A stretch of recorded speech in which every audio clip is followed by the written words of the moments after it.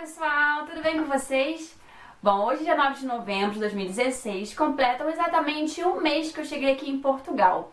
Então eu resolvi fazer esse vídeo para poder contar a minha experiência, as minhas impressões, a minha avaliação desse primeiro mês aqui em Portugal. Então eu vou contar alguns tópicos, né, que eu achei interessante, que me chamaram mais atenção, ou que eu precisei me adaptar melhor, eu tive mais dificuldade, enfim. Vocês vão saber um pouquinho de como foi esse meu primeiro mês aqui em Portugal.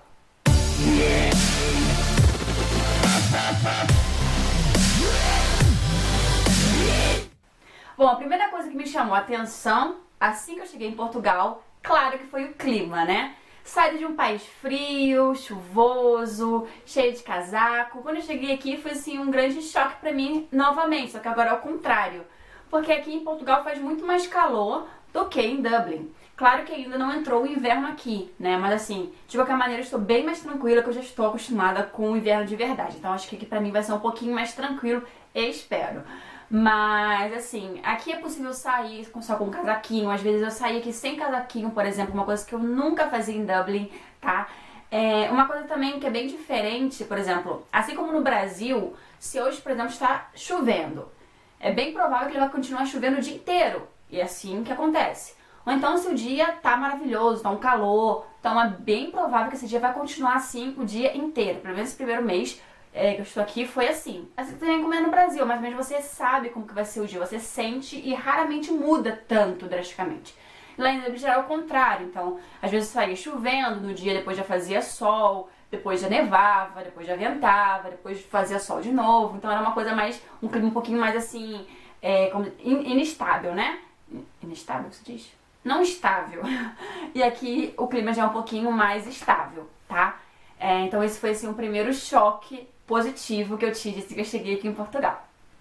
A comida, gente, a comida é algo realmente que me chamou a atenção de uma maneira assim espetacular. Gente, aqui em Portugal come-se muito bem. Assim como no Brasil também, que a gente tem uma variedade de culinária, uma variedade de pratos, uma qualidade de comida assim inexplicável, aqui também. Então aqui tem muita variedade, principalmente de peixe, de bacalhau, tem bacalhau de tudo quanto é tipo. As sobremesas também daqui são muito boas. Então eu senti assim uma diferença bem positiva em relação à comida aqui. O mercado também tem bastante variedade para comprar de peixe, de carnes. Aqui a carne de peru é uma carne assim muito comum, vende como se fosse frango, né? Por exemplo, no Brasil ele é vendido mais final de ano, mais pra Natal, né? Aqui não, aqui é bem comum, tem bastante carne de peru, bastante carne de porco, frango também, então tem uma variedade de carne assim bem grande e realmente a comida daqui é maravilhosa. O preço, gente, o preço é uma coisa que também me chamou a atenção. Aqui as coisas em geral são bem baratas, assim. Claro, né? Claro, é uma coisa que eu tenho consciência. Isso diz muito em relação ao salário também que se ganha. Por exemplo, em Dublin, um aluguel em Dublin é bem mais caro. Mas por quê? Porque lá ganha-se mais também. Aqui o aluguel é bem mais barato, mas aqui também ganha-se menos. Então é aquela coisa de equilíbrio, né?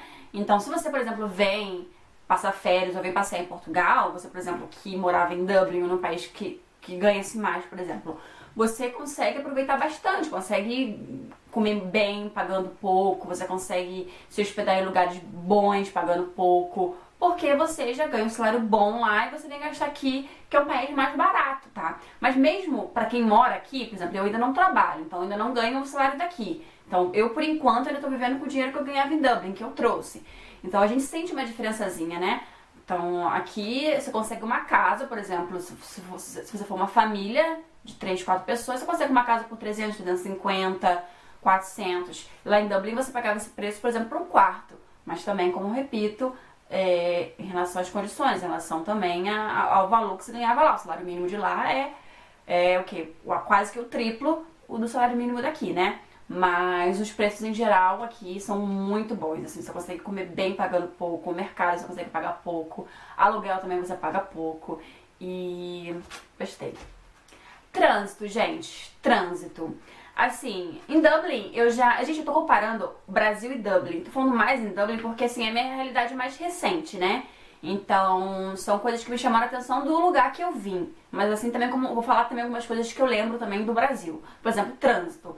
Lá no Brasil eu pegava muito trânsito, eu trabalhava no centro da cidade e eu morava em uma cidade mais afastada. Então, todos os dias eu gastava pelo menos 2 horas para ir e pelo menos 2 horas para voltar, né? O que é uma coisa assim complicada, você perdia muito tempo no trânsito, enfim. Em Dublin eu não pegava tanto trânsito, mas assim, por exemplo, eu morei um tempo no centro, de qualquer maneira eu tinha que pegar um ônibus pro meu trabalho, e depois de um tempo também me mudei para uma cidadezinha um pouquinho mais longe, então eu costumava pegar 2 ônibus por dia. Não pegava muito trânsito, mas eu levava o quê? De 1h30, dependendo assim da troca de ônibus, tal, até 1h, não demorava mais que 1h30 não, entre 1 hora e 1h30 para chegar em casa. E o trânsito era mais ou menos, sem comparação ao Brasil, muito melhor, mas ainda tinha alguma coisinha. Aqui não tem isso, porque é uma cidade muito pequena, uma cidade de 57 mil habitantes, por exemplo. Aqui a maioria das pessoas tem carro, aqui eu acho que deve ter 1 ou mais carro por habitante, tem muito carro aqui. E apesar de ser tudo bem perto, poder fazer a pé, se você mora nesse centro histórico, nessa região, você consegue fazer tudo a pé. Então em meia hora você tá em cada canto da cidade. Mas claro, tem umas coisinhas que são um pouquinho mais afastadas, e como aqui o transporte acho que justamente para não ter essa necessidade de ter o transporte público, porque muita gente tem carro e as coisas são bem próximas, o transporte aqui não funciona com uma regularidade viável para quem depende do transporte, por exemplo. Então tem um ônibus que ele passa, sei lá, 1 hora, depois ele vai passar 1h30, 2 horas depois. E os ônibus, a maioria dos dias da semana, terminam, sei lá, 7 e pouquinha. Domingo, acho que só tem até, sei lá, o horário do almoço. Não fica até muito tempo. Então, assim, não dá pra você depender do transporte público aqui pra se locomover, entendeu? Então, você tem que ter o carro se você mora mais afastado. Então, a melhor opção mesmo é morar nessa região do centro histórico, um pouquinho só, assim, ao redor, que fica mais fácil de fazer tudo a pé. Então, é o que eu faço tudo a pé. Então, da minha casa, eu não moro dentro do centro histórico ainda, né? Eu espero me mudar um dia. Mas, por enquanto, eu não moro dentro do centro histórico. Então, eu levo mais ou menos meia hora pra ir e meia hora pra voltar. O que tá ok, então eu consigo controlar o meu tempo. Eu sei o tempo que eu levo pra chegar na universidade, por exemplo, então eu sei o tempo que eu tenho que sair de casa. Então, por exemplo, eu não pego o trânsito, eu só ando a pé. Então fica mais fácil de me controlar, controlar os meus horários, que é uma coisa assim bem positiva, né? Que eu não preciso depender de transporte, não preciso depender de nada, só mesmo do meu tempo. Então isso é uma coisa bem legal, bem positiva daqui da cidade. Uma outra coisa bem curiosa é que aqui, assim como na Espanha também tem não sei se todas as cidades da Espanha, mas eu sei que tem muitos lugares da Espanha que também funcionam assim. Eu sei que aqui nessa minha cidade, em Portugal, em Évora, muitos estabelecimentos, eles fecham na hora do almoço. Sim, por exemplo, ele funciona de 9 a meio-dia, por exemplo, aí fecha, sei lá, de meio-dia às 2, né? E volta a funcionar de 2 às 5, por exemplo. Então esse horáriozinho fica fechado. Assim como restaurantes também, uma coisa que eu falei assim, meu Deus, eu fiquei muito surpresa. Tem restaurantes no centro histórico, por exemplo, que ele funciona de meio-dia às 3, e depois das 3 só abre na hora da janta. Então, ou seja, você tem que almoçar até no máximo 3 horas. Então eles fecham de 3 às 7, por exemplo. Só abre de novo de 7 às 11, que é o horário do almoço. Então é uma coisa que você também tem que ficar atenta aqui. E eu acho muito interessante, né? Porque, assim, das cidades que eu vi, tanto no Brasil, eu não acredito que no Brasil tenha algum lugar que faça isso. Eu não acredito. E na Irlanda também não tem. Na Irlanda também não é. Todos os estabelecimentos têm os horários, sei lá, de 9 às 5. Ok, fechou. Mas não tem esse break, né? Essa parada no meio do dia. E aqui alguns, não todos, mas alguns estabelecimentos sim tem essa parada na hora do almoço, que eu acho bem interessante. Bom, pra finalizar, tem também a língua, né? Apesar de ser a mesma língua, como eu já falei, né, em outros vídeos passados, tem algumas diferenças. E o sotaque também, ele é bem diferente. Então, assim, no início, quando eu cheguei, eu tive que começar a treinar o meu ouvido para poder entender o português daqui. Então, teve diversas ocasiões, principalmente nas minhas primeiras semanas, que eu ficava muito sem graça.